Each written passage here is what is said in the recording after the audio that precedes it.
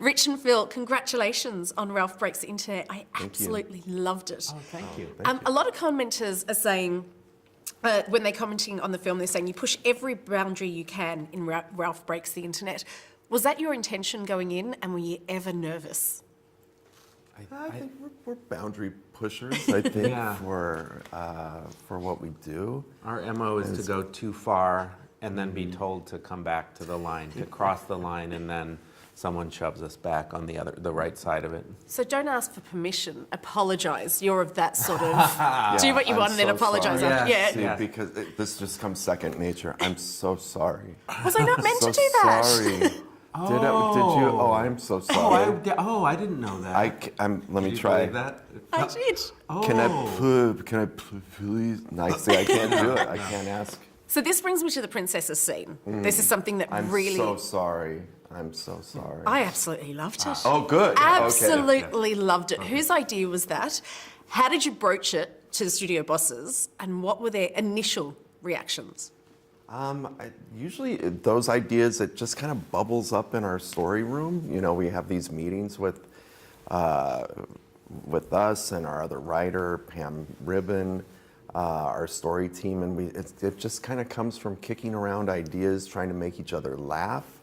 And that was definitely one that happened really early in developing the story. And every so often, on every one of these films that I've worked on, there's always one or two things from the very beginning of the development that actually stick in the movie all the way through.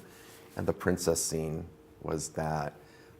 We made a very, very crude version of it about a year and a half ago when we began actually production on the movie, a very rough black and white animatic of it.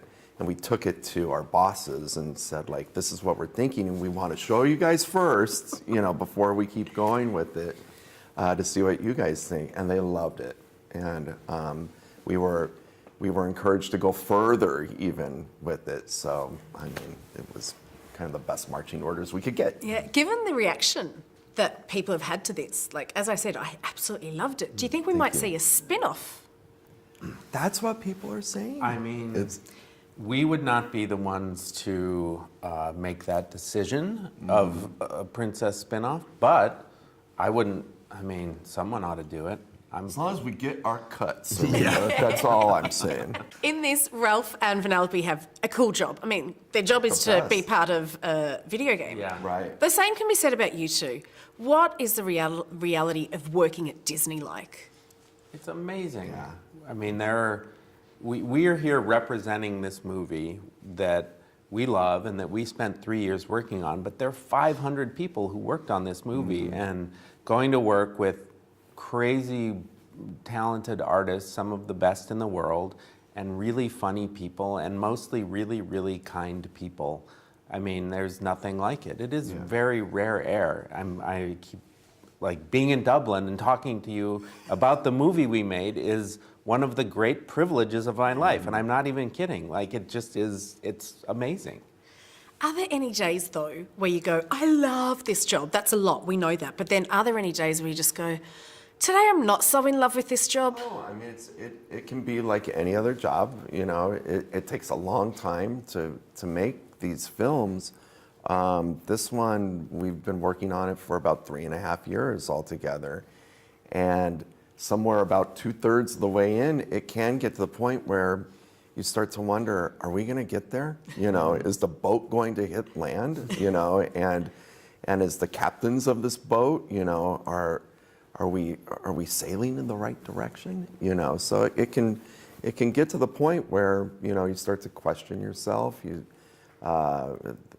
start to kind of feel the grind of, you know, trying to hone this thing the best it can be. But then all that goes away, you know, a few months later when you start to see results that are incredible, you know, beyond what you could dream for. You guys are very, very close to this. I mean, you know every scene inside and out. So what is it like for you when you sit down and you watch the film in its entirety? Are you moved by it? Are you surprised by it? There are times, I mean, we've probably seen the film hundreds of times, you know, so it is sometimes a challenge to sit there and look at it objectively. But for me, there are still moments, I laugh very rarely because I know the joke so well, but I still get real, genuine emotion and even an occasional tear at the end when Ralph and Vanellope have this moment at the end of the film when their friendship has changed forever.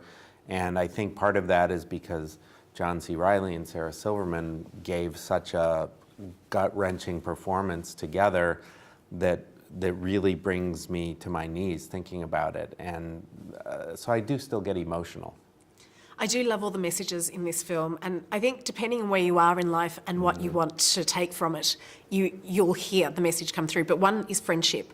Yeah. How's your friendship been affected after working on this? Well, it's we've gone to the point where, I'd like to say, will you be my friend forever, brother? Oh, BFF. Will you be my best friend forever? I sure will. You got it.